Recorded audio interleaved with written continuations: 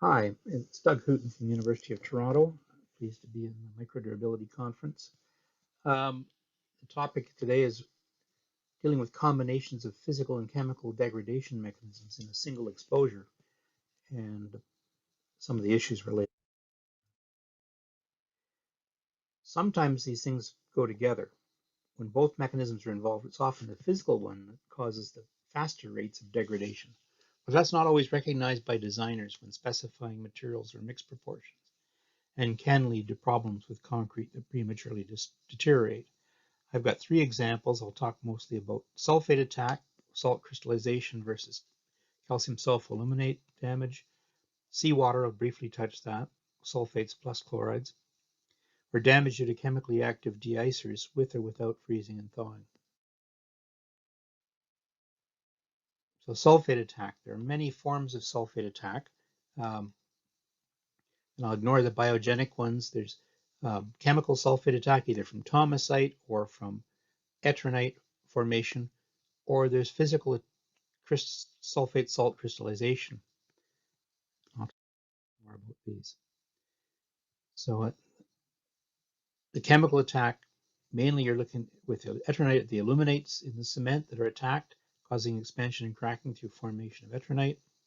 And thaumasite is a less common one that attacks the actual CSH matrix. Both of these are chemical, but physical involves salts penetrating through the pore system of the concrete, especially sodium sulfate, and then the salts get left behind when water evaporates from an exposed surface, and then as the salts build up, and with temperature changes and humidity changes, they can go through changes between thenardite and mirabolite, and that can cause swelling, like physical expansion and traveling of the concrete. It's typically assumed that damage occurs from chemical reactions with the aluminate phases to form ettrinite. But if the concrete has a connected pore system, pore structure, resulting from high water cement ratio, possibly combined with poor curing, as well as an air exposed face, then these dissolved sodium sulfates can rapidly move through the connected pores by capillary suction. And when the water evaporates, it leaves the salts crystallized in the subsurface pores. And with cyclic wetting and drying or continuous evaporation, you get buildup of salts, and then this phase change that can occur with temperature and humidity. In very arid environments with heavy salt concentrations, such as the western United States, west of the Mississippi, the same in western Canada, directly north of there, southern Australia, parts of China, and in the Middle East, there are similar conditions where this type of problem can occur with severe physical salt attack. Typically, the only thing discussed about sulfate attack in textbooks is the chemical sulfate attack of the sulfate ions reacting with C3A hydration products and forming ettrinite, which is expansive and causing cracking of the concrete. And that's where a low C3A cement is useful, a type sulfate-resistant Portland cement, with or without the use of supplementary cementitious materials is required, as long as limiting the water binder ratio to slow the sulfate ingress. And that can cause damage for sure over a long period of time, but is it the primary one that is seen in sulfate attack? Here's just some example of some of our own work. After 38 years, there's a high C3A cement, a moderate C3A cement, and a sulfate-resistant Portland cement with various levels of damage after 38 years in a very concentrated sodium sulfate exposure. And so the C3A does have an impact, but that's years. And we know that as supplementary cementitious materials help, these are all slag mixes after 38 years in that same solution with the high C3A cement with different levels of slag, either 40, 65%, 72, 45, or 72. And only the 45% slag after 38 years is showing very minor, tiny cracks, but there's no damage on the others. But those were all immersed in sulfate solutions. Those concretes, and the standard mortar bar test in North America, ASTM 1012, is also an immersion test. And so that will tell us about susceptibility to reaction with the aluminates to form ettrinite, but it's not useful for telling us about severe conditions where there's temperature changes or wetting and drying cycles and evaporative transport, where permeability is the dominant mechanism. And in the field, the severe cases seem to be largely due to physical attack, where there is wetting and drying combined, or an evaporative front with salt causing salt crystallization, followed by degradation of the concrete. And there's some examples shown of various sites or areas where that's occurred. A few pictures. This is just a cartoon showing the wick action of evaporation. If you have a sulfate source on one side of the concrete, and then it penetrates in, diffuses inwards. But if there's an evaporative front, the water evaporates from the pores and leaves the crystallized salts behind inside the subsurface pores. And of course, the position of that and the amount of that is a function of porosity and the humidity in the concrete or outside the concrete. But the damage occurs from the phase changes that occur inside the pores. And this is a graph from Sandberg and Folliard from 1994, showing the phase changes that can occur. This thenardite, which is the anhydrous sodium sulfate, can go to a 10-hydrate mirabolite with changes in temperature and humidity that could occur on any given day in a fairly warm environment. So that you could go through multiple cycles of this transformation involved in their expansive reactions. Crystallization result in expansion. And eventually you get that sort of damage as shown in these bollards here, which is probably low quality concrete, sulfate soils, arid environment. Sulfates are wicking up through and evaporating out from the surface of the concrete above the ground. Now, if they'd made the concrete with low water cement ratio, typically less than about 0.45, this probably wouldn't have happened or would be greatly diminished. This type of cement used here would have very little influence on the result here. It's largely a physical effect of connected porosity and permeability.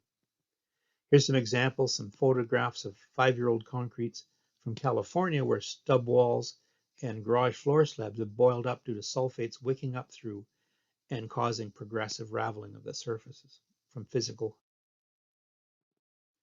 This is a photo from South Australia, from Port Pirie, showing these pipe foundations, and up to the point where there's a capillary break, they completely deteriorated from sulfates wicking up and then evaporating out into the air, and then going through. The Portland Cement Association had an exposure site in California that Dave Stark reported on 2002, where there were semi-immersed prisms of all different concrete. And there's an example here where they use sulfate-resistant cement, but 2 different water binder ratios and much different performance. So there's the same amount of C3A in both concretes, but in one case, the sulfates have wicked up and the evaporation has caused the raveling of the top surfaces, whereas the surface below the waterline has not. The conclusions from that study, a couple of them are shown here, but the big recommendation was that the rapid deterioration was due to heating and cooling, wetting and drying with cyclic crystallization of sodium sulfate salts. Reducing the water cement ratio is the primary means of improving sulfate resistance in these sorts of field structures. This is some work we did, Semyon Zhutovsky and myself, a couple of years ago on physical sulfate attack, where we did thermal cycles in a sodium sulfate solution to simulate physical salt attack. And we had 50 millimeter beams, and we looked at different effects of water cement ratio. The one on the right is the original size. Then you can see after 100 thermal cycles with raveling, 0.35, 0.4, 0.45, and 0.5 water binder ratio. So what happens here is the sulfate salts precipitate on the only outer 1 or 2 millimeters, and then the expansion due to the phase changes causes the surface to ravel away. Then it repeats itself, and they get smaller and smaller as the concrete's more porous and go in further. And mass loss is the best way to see that damage, showing the different water cement ratios and the amount of mass loss. With fly ash and slag, fly ash at 20 and 40%, slag at 45 and 60, again, compared to a sulfate-resistant Portland cement, showing that the slag mixes at 0.4 water binder are performing as well as better than a sulfate-resistant Portland cement in physical attack, probably has a better pore structure, whereas the fly ash mixes were a little worse, but then they were only cured for 3 days. wet cured for 3 days, then in air till 28. With longer curing, they perform better. So curing is part of the story, not the binder ratio. And this just shows the amount of mass loss in these tests related to a migration coefficient, happens to be the NT build 492 test. Although it's a chloride test, it serves as a transport indicator. And you can see that the mass loss is almost directly proportional to the migration coefficient. To make less permeable concrete, it performs better. Now, in standards in North America, either Canadian or American standards, they don't talk about physical sulfate attack, but they indirectly deal with it. They limit the C3A for the chemical part. They allow sufficient levels of SCMs, provided they meet a performance test, which again is the chemical attack, but they limit the maximum water binder ratio with indirect implications for permeability and requirements for curing. So in summary, on sulfate attack, there's very different forms of sulfate attack. Most engineers think of low C3A sulfate-resistant cements and possibly supplementary cementitious materials, but it's not the most aggressive in terms of severe field damage in the short term. Physical sulfate crystallization is much faster and more aggressive in arid climates, and low C3A cement will not stop this if the concrete doesn't have low water binder ratio and is not well cured. Second one, I'll just do one slide here because of time. Seawater, if you ignore freezing in cold climates, seawater has sulfates and chlorides. And some designers seem to think it's a sulfate attack, but sulfates don't play into this very much at all. The damage is dominated by the penetration of chlorides and then depassivation of the reinforcement and corrosion of the steel, which causes the real damage. I'm not aware of seawater that's caused sulfate attack. And so specifying low C3A sulfate resistant cements in marine environments is not recommended because it has lower chloride binding capacity, which means the chlorides will penetrate a lot faster to the steel. Using SCMs that contain alumina will improve binding and reduce permeability, so they are recommended. And in the Canadian standard, it recommends that Portland cements up to 10% C3A are used unless combined with supplementary cementitious materials, then you could use a low C3A cement. But another one that's interesting is the combined actions of freezing and thawing with certain deicer salts that form oxychlorides. And you may have heard some of this recently through Jason Weiss's work. We did work on it about 15 years ago, and I'll talk about that. Certain chlorides, magnesium chloride and calcium chloride, can consume calcium hydroxide chemically and form metastable oxychlorides that cause expansion and cracking, even at temperatures above freezing. And this has largely been responsible for a big increase in pavement deterioration, especially at joints. Traditionally, sodium chloride or rock salt's been used for de-icing purposes in North America, but these other chlorides are being used either solid or in liquid brines for anti-icing purposes because they have lower freezing points than sodium chloride. And this is shown in this graph, temperature versus concentration for see that mag chloride and then calcium chloride have much lower freezing points at their optimum concentrations than sodium chloride. This one, say MBAP, it's got a agricultural products with mag chloride and even lower commercial product. But this is sort of deterioration that's occurred since they've started using these types of salts. The pavements, the concrete looks great. They're all air entrained concretes. They're all great except at the joints. Everywhere there's a transverse or longitudinal joint in pavements and screwing on sidewalks as well. There's severe deterioration, and they filled these with asphalt that is a few years. So we did some testing 15 years ago to show that if we just submerged a standard mortar, a Portland cement mortar, about 0.48 water cement ratio, and left it with just an epoxy with one face exposed to concentrated calcium chloride at 5 degrees, not even with freezing, this is the sort of damage that would occur. Big swelling and cracking due to oxychlorides, which is what we found by X-ray diffraction, calcium oxychloride. With mag chloride, it's exactly the same story. In fact, it even took less time at 5 degrees C to cause this severe expansion And again, we found oxychlorides, which we think were magnesium oxychlorides.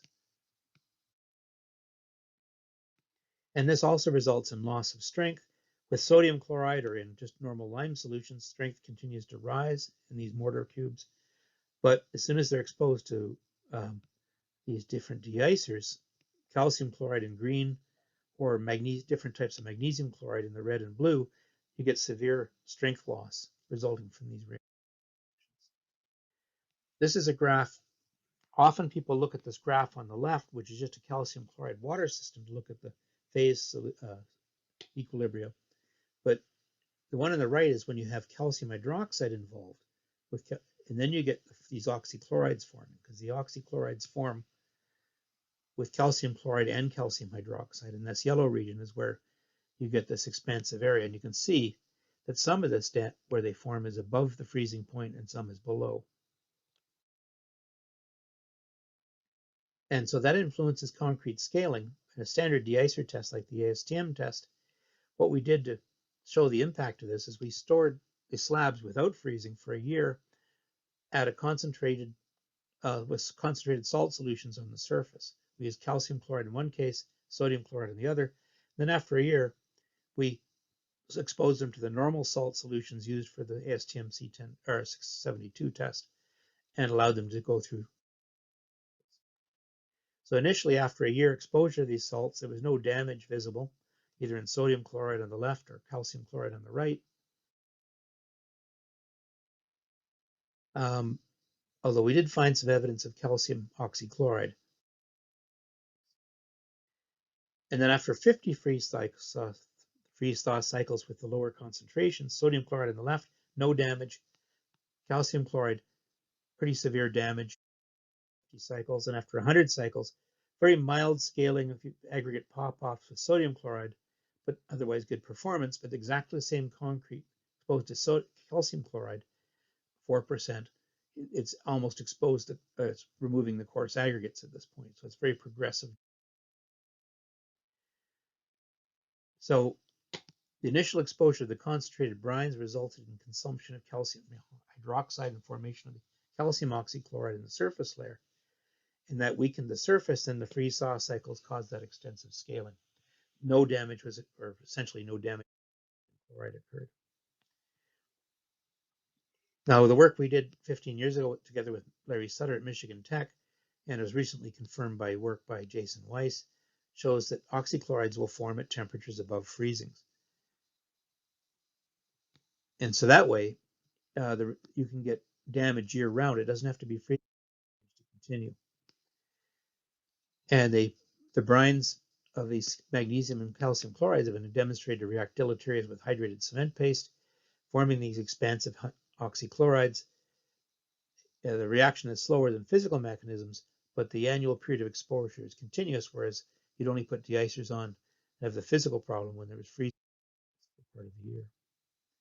And the big issue here is that calcium hydroxide dissolution is the crux of this matter. So Portland cement concretes have a lot of byproduct calcium hydroxide damage. If you use supplementary cementitious materials that consume calcium hydroxide, doesn't have to consume all of them, then you reduce the calcium hydroxide sufficiently that you don't form the calcium oxychlorides. And so you don't get this problem with the oxychlorides.